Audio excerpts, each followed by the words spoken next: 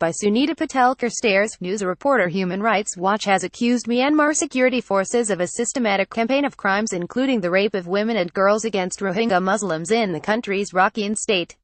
Some women described seeing their young children, husbands and parents being murdered before being beaten and raped, according to a report by the group. The allegation follows interviews with 52 Rohingya women and girls from 19 villages who have fled to Bangladesh. 29 of them said they had been raped, and all but one of the attacks were gang rapes.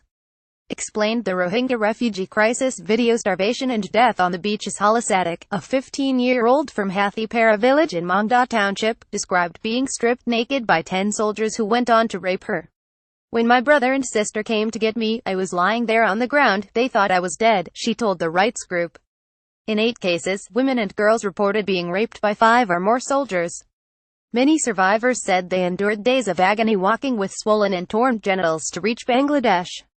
Rape has been a prominent and devastating feature of the Burmese military's campaign of ethnic cleansing against the Rohingya, said Sky Wheeler, author of the report.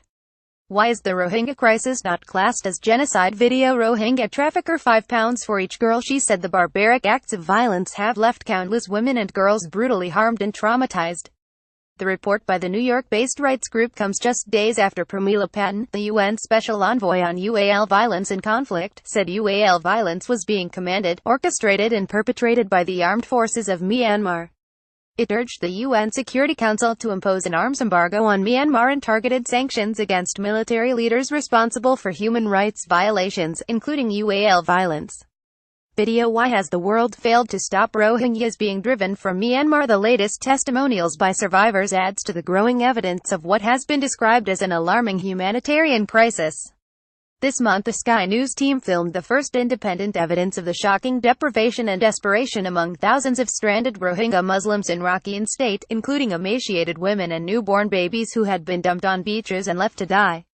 Our crew also spoke to a man recruiting vulnerable Rohingya women and children in Bangladeshi camps, who had fled persecution at the hands of the Burmese army, for the country's notorious trade.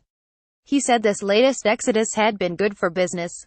Video. Rohingya children beaten in refugee camps. More than 600,000 Rohingya Muslims have been forced to flee from their homes in the mainly Buddhist country amid the military crackdown. The government insists the crackdown is aimed at rooting out Rohingya terrorists behind an attack on 30 police posts in late August which left 12 members of the security forces dead.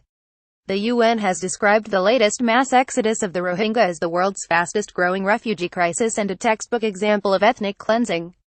Myanmar's de facto leader Aung San Suu Kyi, a Nobel Peace Prize winner, has faced international criticism for failing to directly condemn the violence by the country's security forces.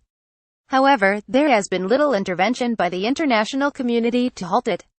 Video. U.S. diplomat Aung San Suu Kyi must take responsibility.